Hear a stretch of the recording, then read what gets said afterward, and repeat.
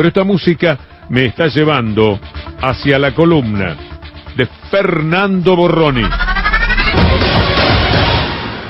Exigirle a un gobierno, cualquiera sea este gobierno, tal o cual medida política siempre es fácil. Pero además es correcto, está bien, así debe ser. Esto es parte de la democracia. La democracia se sustenta no solo en votar cada 2 años, sino que luego de esas votaciones y a partir de lo que se elige, se construye un vínculo determinado entre precisamente el electorado y quien ha sido elegido. Los reclamos son parte de la exigencia de una sociedad y la responsabilidad de los gobernantes es de escuchar. Ahora, siempre o a menudo se comete el error de exigirle demasiado y casi exclusivamente a quienes gobiernan.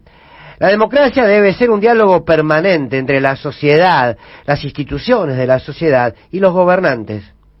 No siempre los gobernantes son la resultante de su pueblo. No siempre los gobernantes leen el sentir y las necesidades de su pueblo. A veces sí. Y al mismo tiempo se da al revés. No siempre la sociedad está a la altura de la conducción política o de los liderazgos políticos de ese país.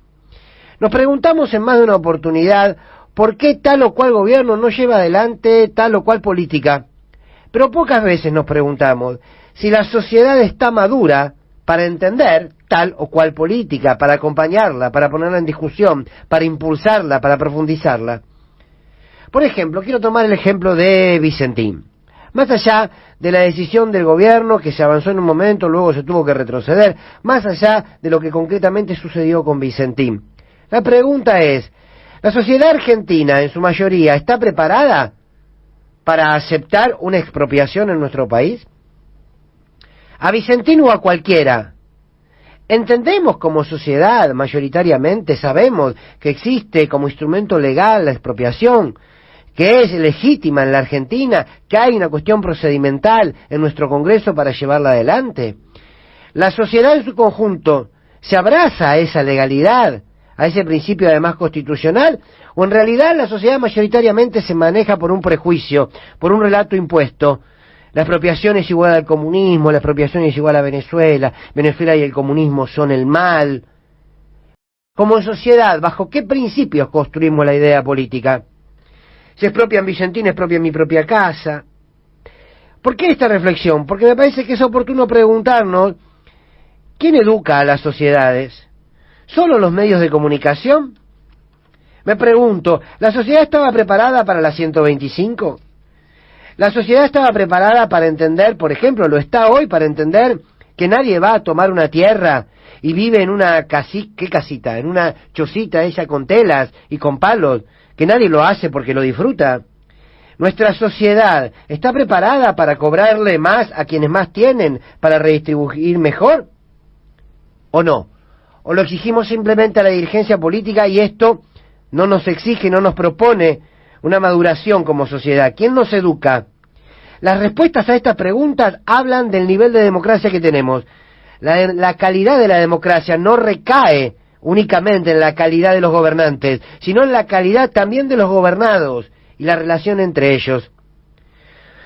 ¿Cuánto educan nuestras escuelas en pos de derechos y de valores y de discutir esto, nuestra educación pública? ¿Cuánto se educa desde los medios del Estado? Si la educación de una sociedad, si la educación democrática de una sociedad la dejamos en manos de los medios de comunicación, estamos perdidos. Sobre todo porque la mayoría de estos medios detestan la democracia. Por eso es importante el rol de los comunicadores, de la comunicación, pero no solamente en términos de la comunicación periodística, sino de lo que significa una educación y lo que significa educar de las instituciones de la democracia. Por eso uno está convencido que el problema en la Argentina es cultural y no es político. Uno está convencido que las ideologías se construyen y que la discusión política en la Argentina debe ser una discusión de valores y que discutir política en la Argentina no es discutir tapa de los diarios, sino discutir qué democracia tenemos, qué valores democráticos estamos dispuestos a profundizar y cuánto de eso entonces nos hará mejores como sociedad, mejores como país y con una democracia que deje de ser de forma para pasar a ser de fondo. La columna de Fernando Borroni.